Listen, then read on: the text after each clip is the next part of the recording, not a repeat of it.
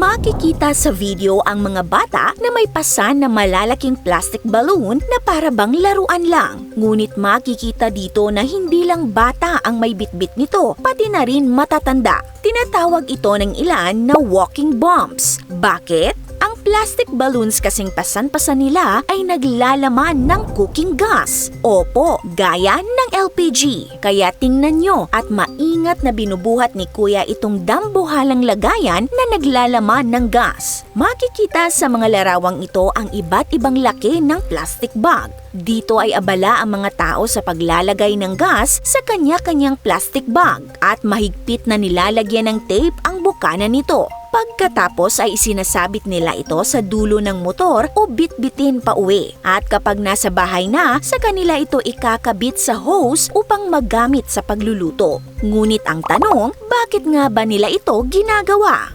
Ang Pakistan ay isang bansa sa South Asia na may mahigit 256 milyong populasyon sa kasalukuyang taon at ang higit sa 107.95 milyong populasyon nito ay nabibilang sa ilalim ng poverty line na kumikita ng mas mababa sa 1,200 rupees o nasa 250 pesos lamang kada araw, habang mahigit sa 39.8 milyong Pakistani naman ang kabilang sa extreme poverty. Ang bansang Pakistan ay kasalukuyang nakakaranas ng gas crisis. Taong 2021, ipinagbawal ng pamahalaan ng Pakistan ang mga bagong piped gas connections dahil sa mabilis na pagkaubos ng reserba nito sa bansa. Dahil dito, napilitan ang maraming pamilya na lumipat sa mas mahal na alternative sources ng gas para sa pagluluto at pag-iinit, gaya ng liquefied petroleum gas o LPG na mas mahal. Dahil sa kawalan ng kakayahan, ang ilang residente sa Karachi ay gumagamit ng delikadong paraan. Naglalagay sila ng gas sa loob ng malalaking plastic balloons na tinatawag nilang bag gas. Ang isang plastic bag na puno ng gas ay sapat na raw upang mapagana ng ilang oras ang lutuan. Kaya naman naging pansamantalang alternatibo ang paggamit nito para sa mga hindi afford ang regular cylinders. May mga lugar o collection points kung saan pumipila ang mga tao upang magpalagay ng gas sa mga plastic bag.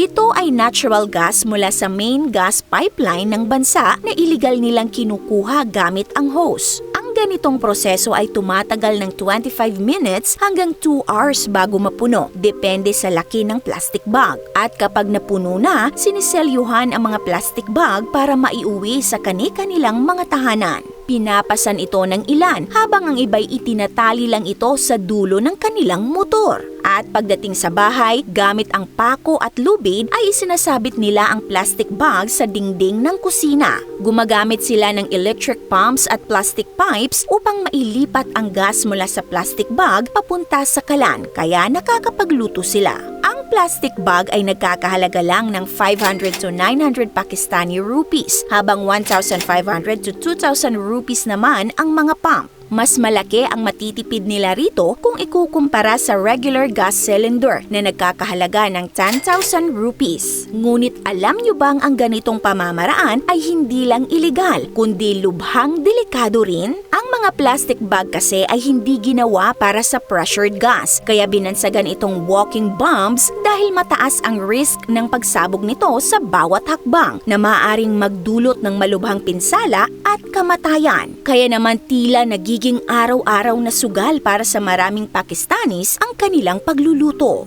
At bagamat aware ang local authority sa paggamit ng plastic bags bilang lagayan ng gas ng mga residente roon, hindi sila direktang nakikialam. Ito'y marahil sa takot nila sa galit ng publiko o dahil sa kakulangan ng aksyon sa gitna ng kahirapan. Ngunit dahil sa iligal na gawaing ito, inaresto ng mga opisyal sa Peshawar City ang higit sa 100 tindero dahil sa pagbebenta ng mga bag na naglalaman ng gas. Dahil dito, naging lihim na lang ang bintahan ng bag gas. Sa mga pinagkakatiwalaang customer na lang sila nagbebenta, kadalasan sa gabi upang makaiwas sa multa at pag-aresto. Delikado man ang paggamit ng plastic bag para sa cooking gas, ipinapakita lang din ito ang resourcefulness at determinasyon ng mga Pakistani na makaraos sa pang-araw-araw na buhay. Ikaw ka-awesome, ano ang masasabi mo sa pamamaraang ito ng Pakistan? This is Ate O from our Republic. Hanggang sa muli and stay awesome!